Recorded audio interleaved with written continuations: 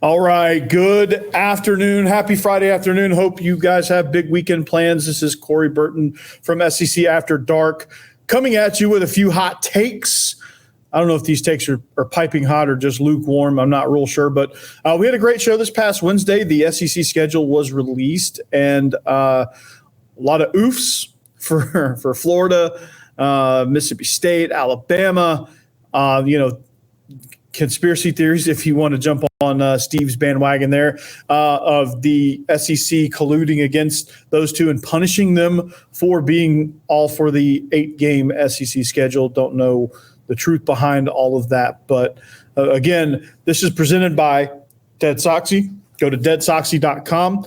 If you want to add to your sock collection, you need a nice Father's Day gift, or if someone just needs to up their sock game, send them right over to Deadsoxy, Deadsoxy.com, promo code After Dark to get your discounted rate on those socks. That's the short version. So a couple things I want to talk about. Really, one of the main thing is to follow up on Steve's YouTube short that was talking about top storylines. Now, we discussed a little bit of the storylines in last week's show. It was mostly dedicated to schedule release, things like that. But, when you look at the top storylines, obviously there's a lot of them in the league.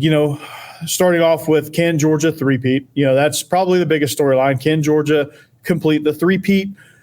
Schedule lines up. But if you want to hear more on that, at Believe in Dogs, Believe in Georgia Dogs podcast, myself and Israel Troop, we will dive all the way into UGA and their chances of a three-peat. So I'm not going to do that right here. But a couple of the other storylines that jump out, and Tennessee, can they continue their climb? They lost a good bit to the NFL draft. So we'll see how they can replace all that. But can Joe Milton follow and pick up where Hendon Hooker left off? Can he do that? Spencer Rattler in South Carolina, can they continue to make those steps to be a more consistent ball club and get into that 9-win win total?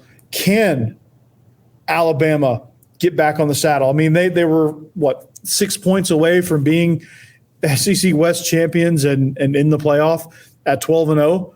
12-0. But again, it is what it is.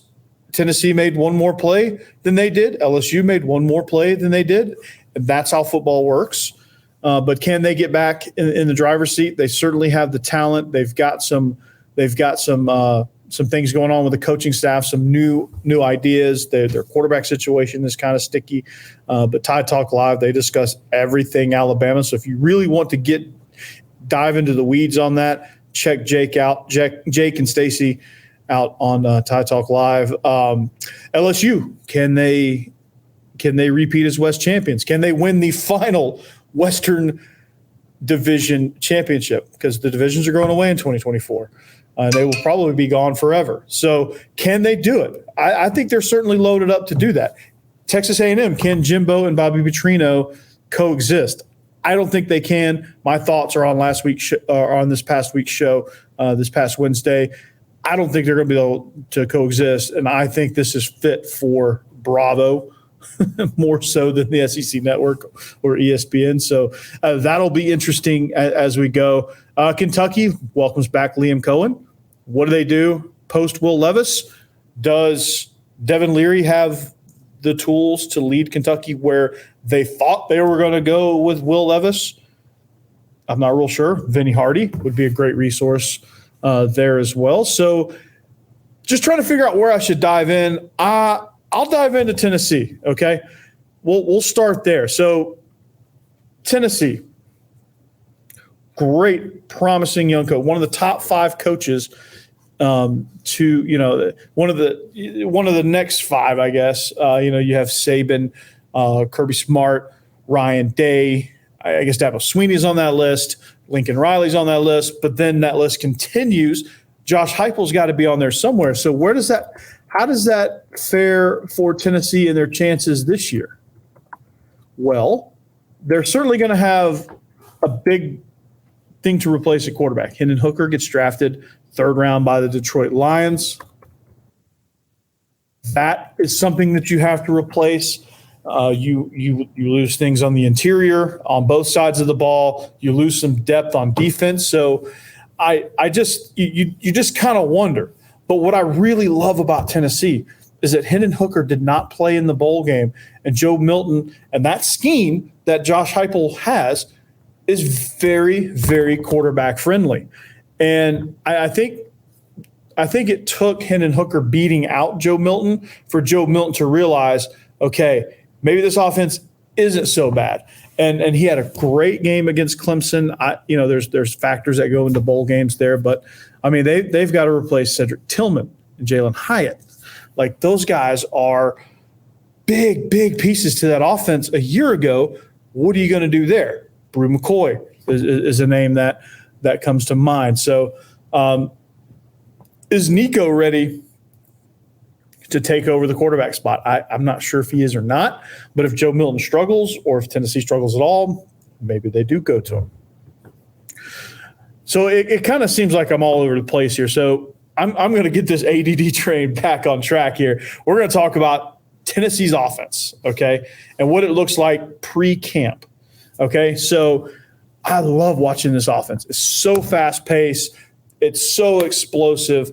There's people moving. There's matchup nightmares everywhere. Defenses can't get settled. It is a very, very fun defense to watch. And my dog card might get revoked for saying that.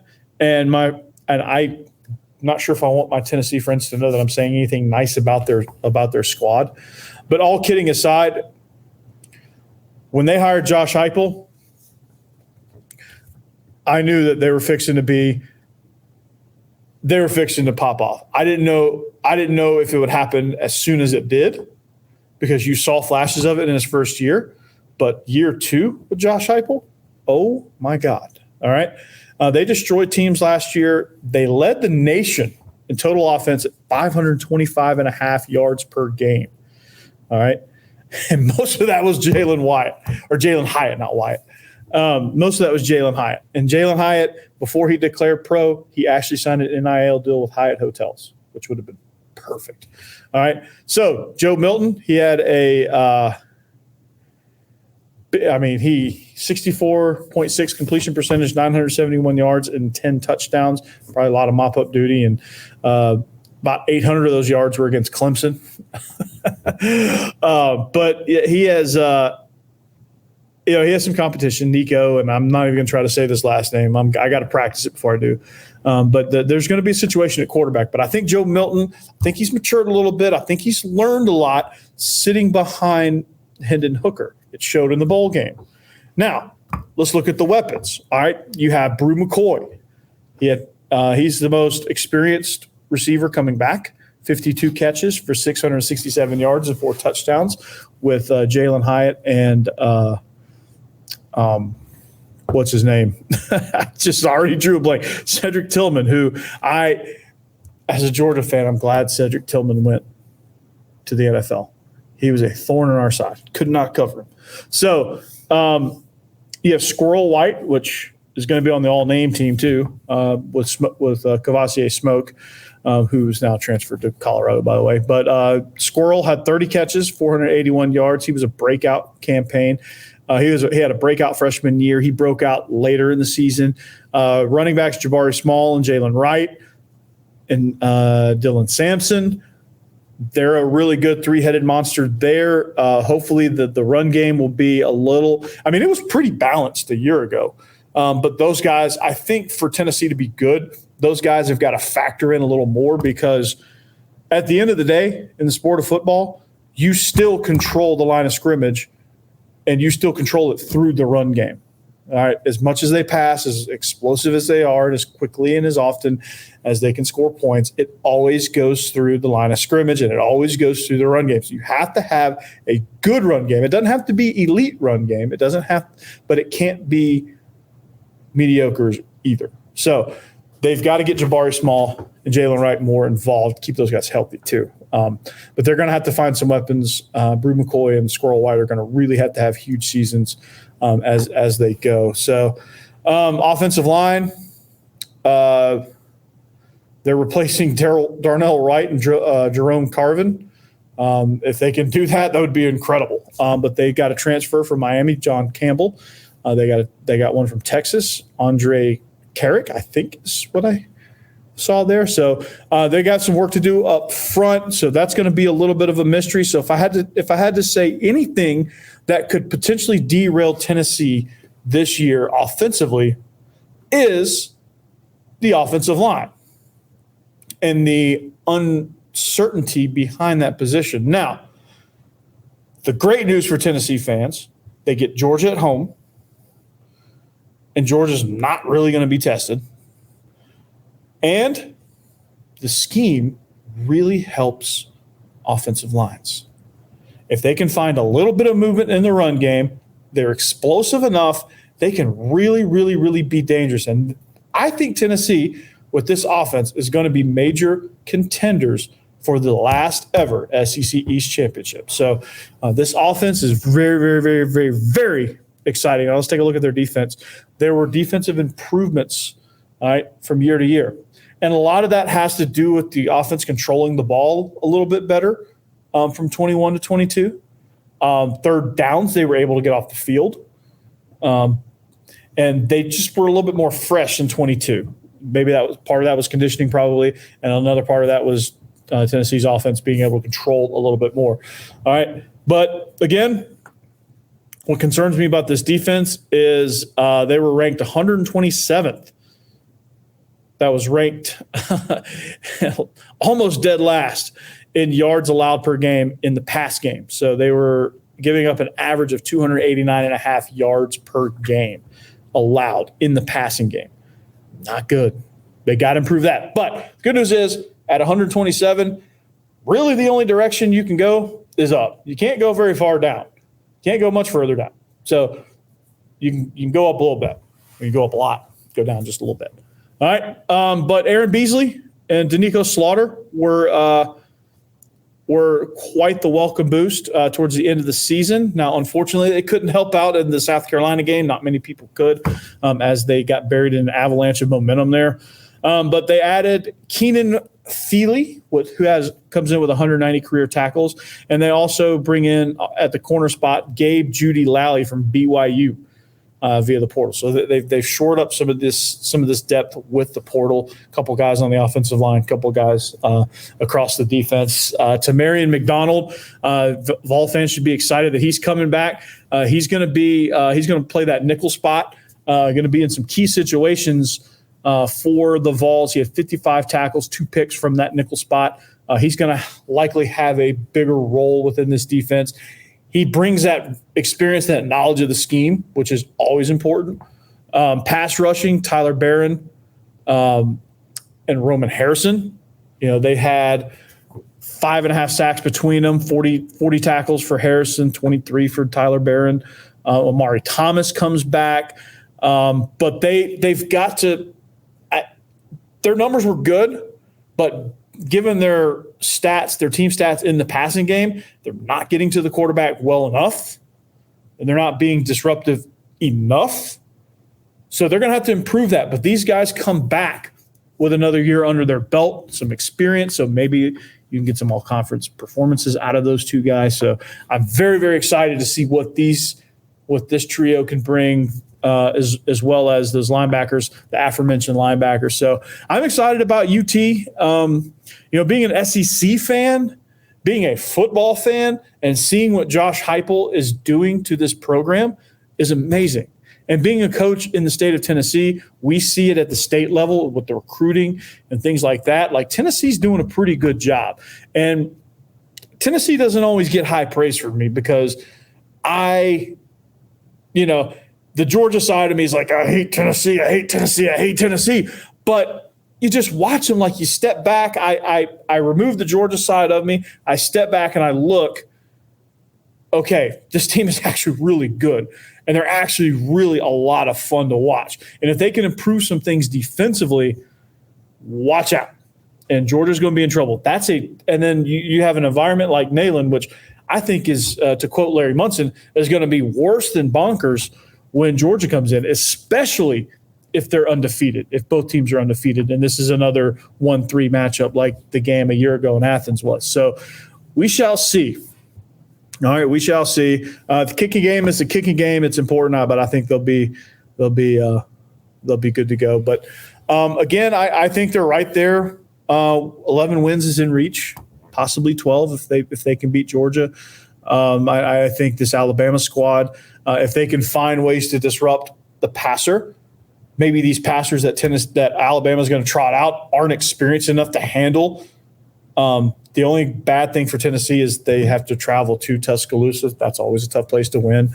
But I think 11 wins is definitely in there. They have to beat one of Georgia and Alabama to get to that 11th win. If they can manage to beat both and get to 12, that would be incredible. But I think this team is very, very explosive. It's all going to come down to Milton living up to his physical talent and connecting it with the mental aspect of it.